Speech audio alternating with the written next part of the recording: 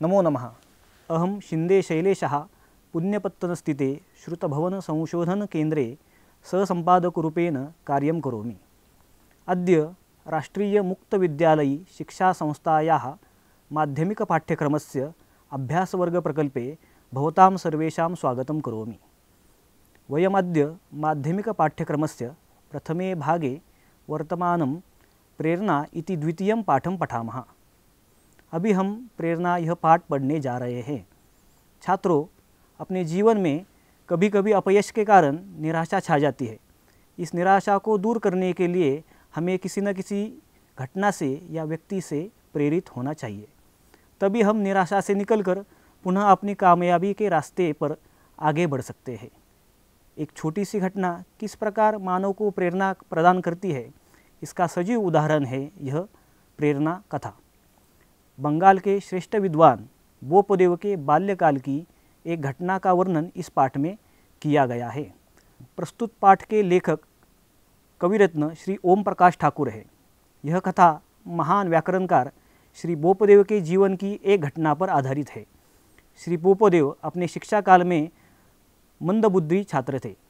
एक दिन कुएं के पास की चट्टान पर प्रतिदिन घड़ा रखने के कारण बने हुए गड्ढे को देखकर उनके मन में विचार आया कि यदि कठोर पत्थर पर गड्ढा बन सकता है तो मैं क्यों नहीं परिश्रम और अभ्यास से अपने मस्तिष्क को सबल बना सकता।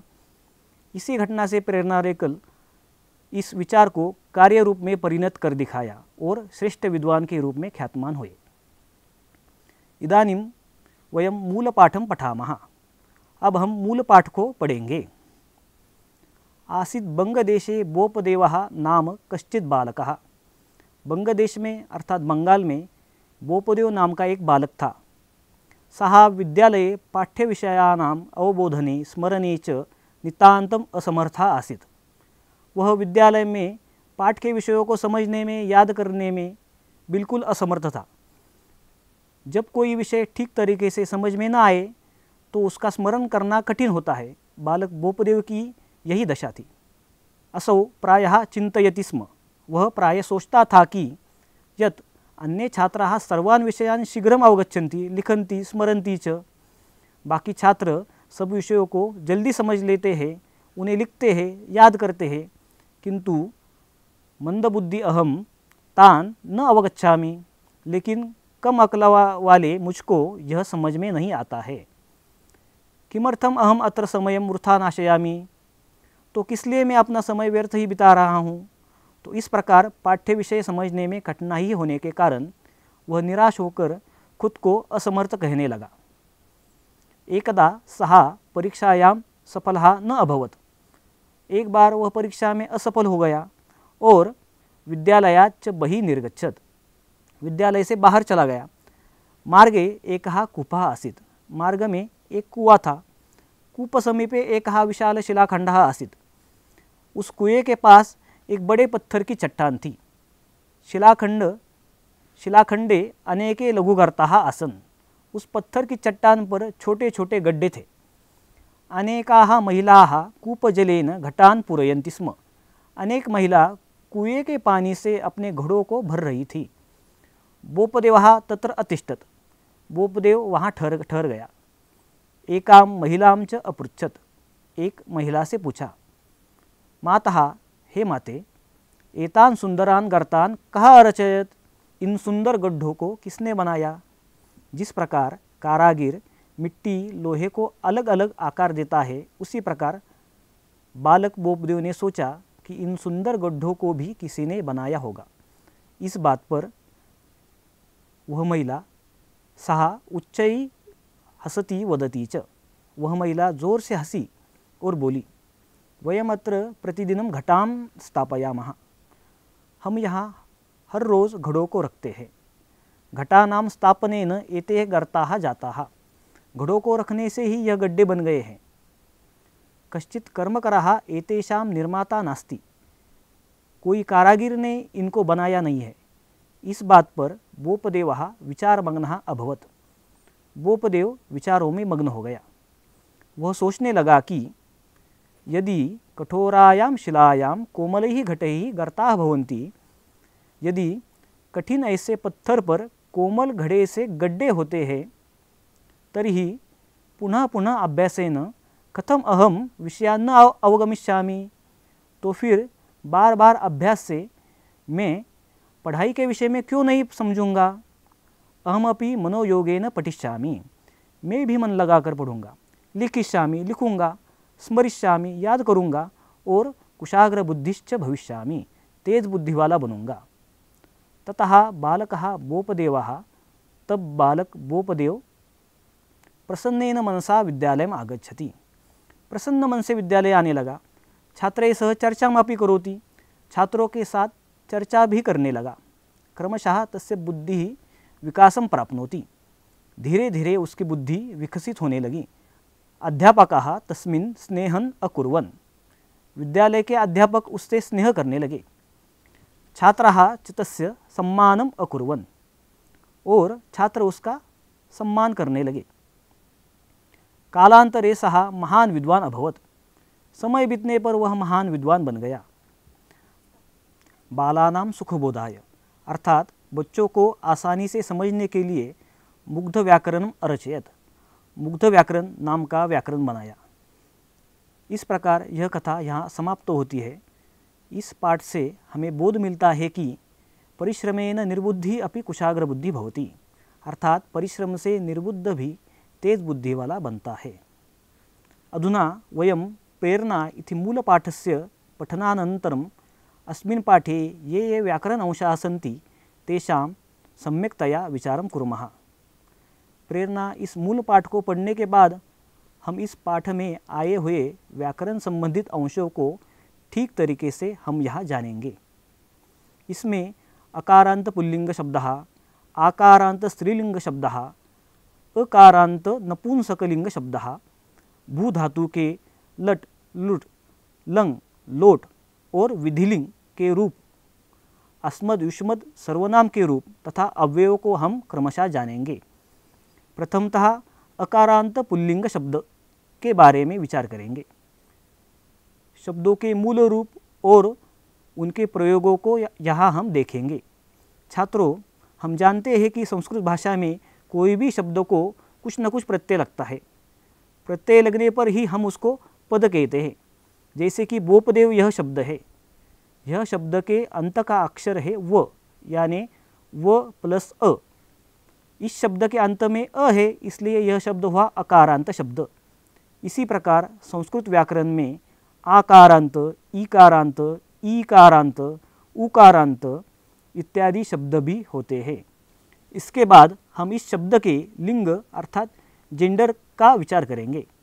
तो शब्द के 3 प्रकार के लिंग होते हैं। पुरुष अर्थ को बतलाने वाले शब्द पुल्लिंग, स्त्री अर्थ को बतलाने वाले शब्द स्त्रीलिंग और नपुंसक अर्थ को बतलाने वाले शब्द नपुंसक लिंग शब्द होते हैं। इस कथा में आया हुआ बोपदेव यह शब्द अर्थात ही पुल्लिंग शब्द है। तो छात्रों, बोपदेव यह शब्द हुआ अकारांत पुल्लिंग शब्द। इसके बाद हम विभक्ति प्रत्ययों को समझेंगे।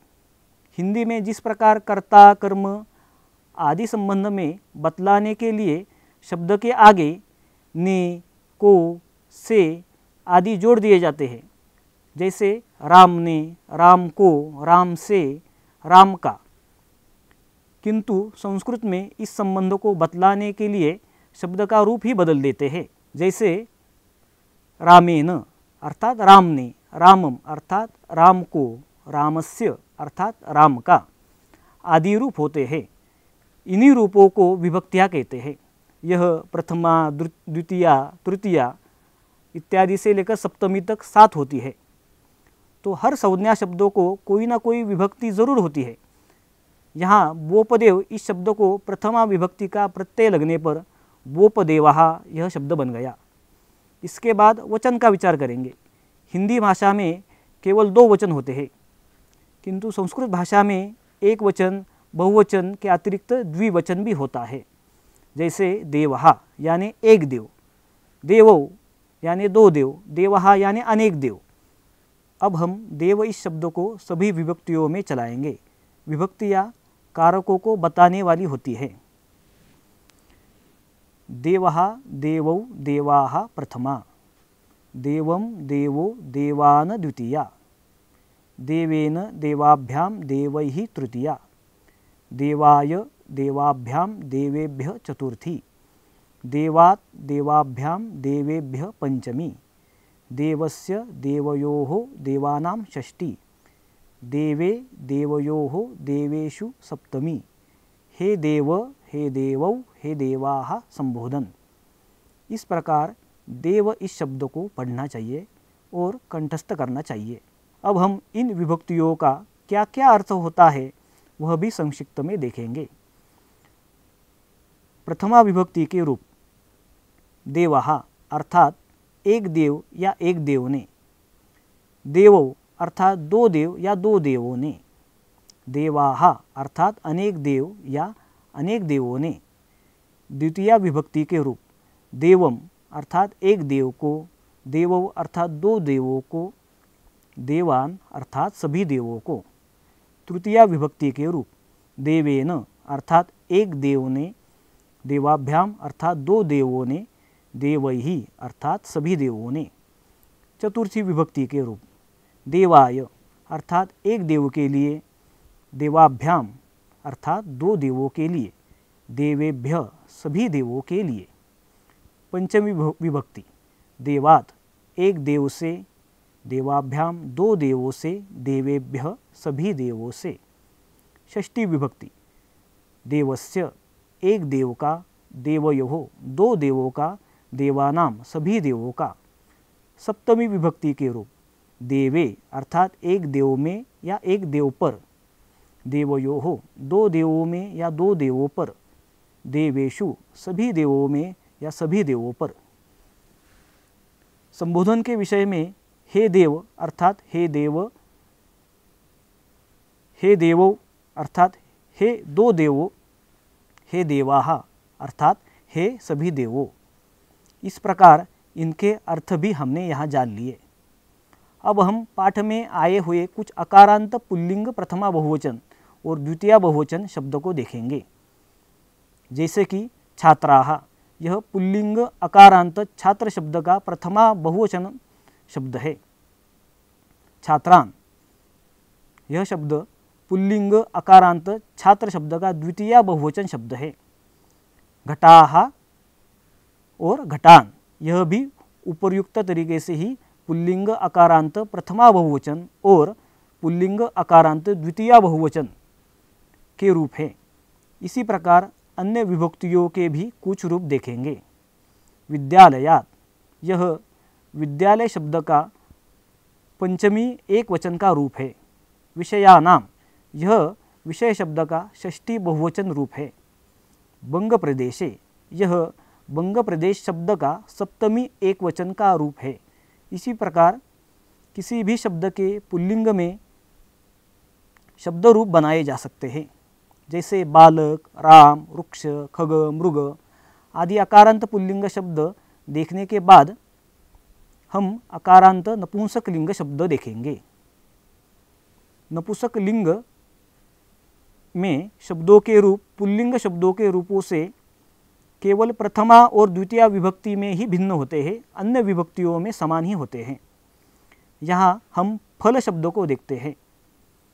फलम फले फलानि प्रथमा, फलम फले फलानि द्वितीया, फलेन फलाभ्याम फलैः तृतीया, फलाय फलाभ्याम फलेभ्यः चतुर्थी, फलात् फलाभ्याम फलेभ्यः पंचमी, फलस्य फलयोः फलानां षष्ठी, फले फलयोः फलेषु सप्तमी।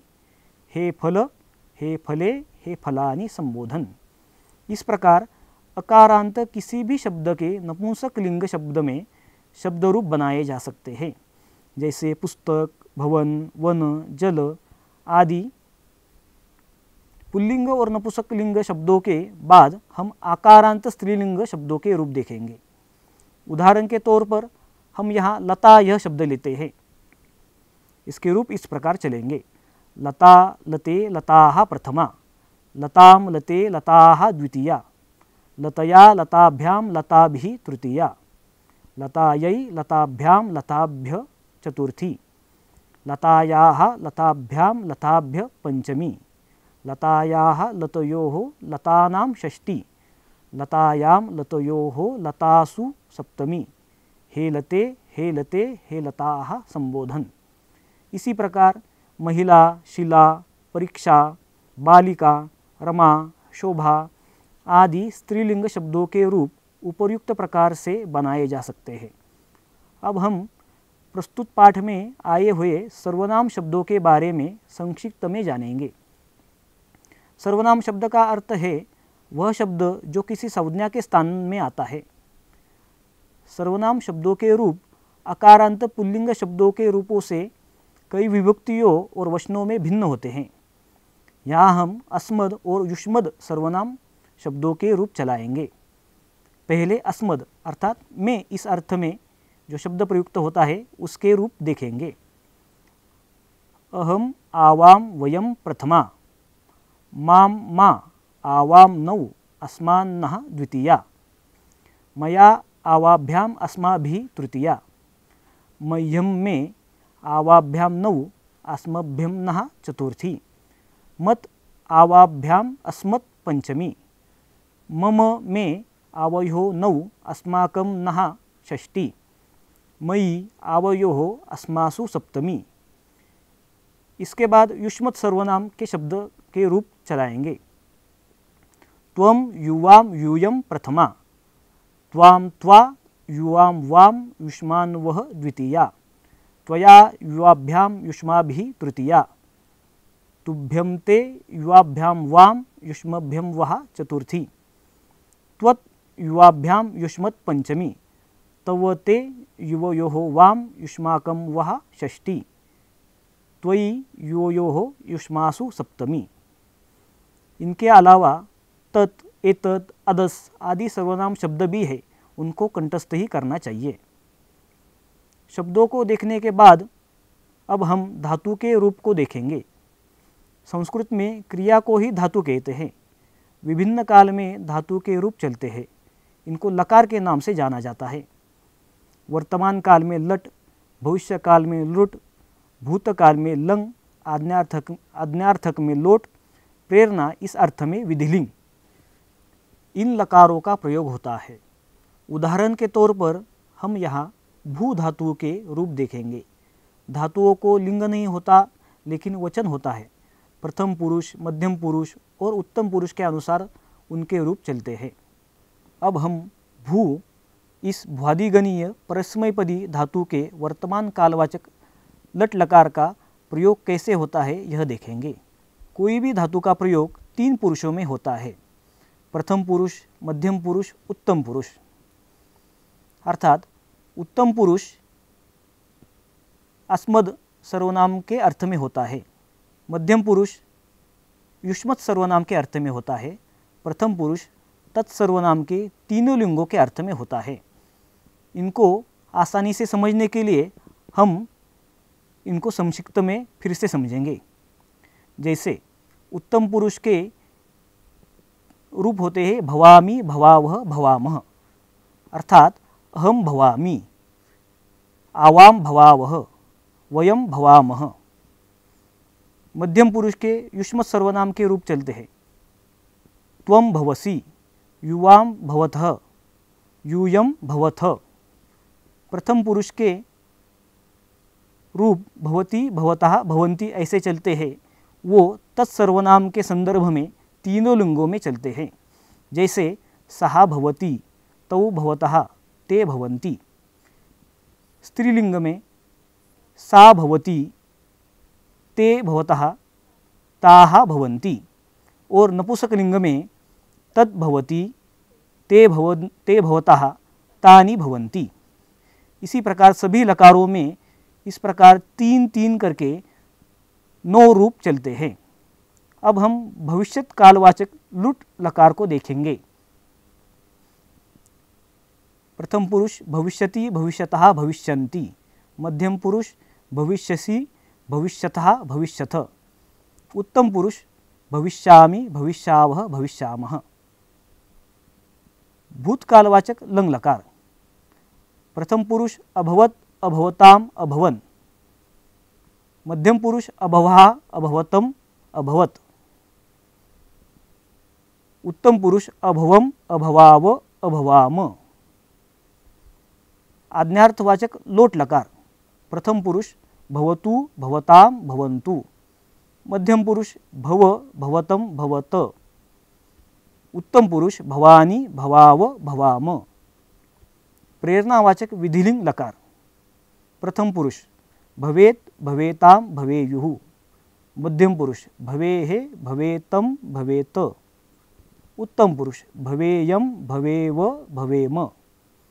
इसी प्रकार पाठ में आए हुए अन्य धातुओं के रूप भी इसी क्रम में चलेंगे। जैसे गम धातु है तो गम इस धातु के प्रथमा एक वचन के रूप इस प्रकार होते हैं।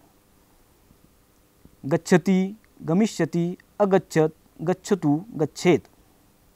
इस प्रकार पांचों लकारों में क्रमशः यह रूप चलेंगे। स्मृ धातु स्मरति, स्मरिष्यति, अस्मरत, स्मरतु, स्मरेत। फट धातु पठति, पठिष्यति, अपठत, पठतु, पठेत। हस धातु हसति, हसिष्यति, असत, हसतु, हसेत। अब लकार को देखने के बाद हम अव्यय के विषय में विचार करेंगे। जिन शब्दों के रूप नहीं चलते उन्हें अव्यय कहते हैं। ये शब्द सर्वदा इसी रूप में प्रयुक्त होंगे। इसमें कोई परिवर्तन नहीं होगा, अर्थात कोई बदलाव भी नहीं होगा। च यह अव्यय और इस अर्थ में आता है। प्रायः अर्थात अक्सर।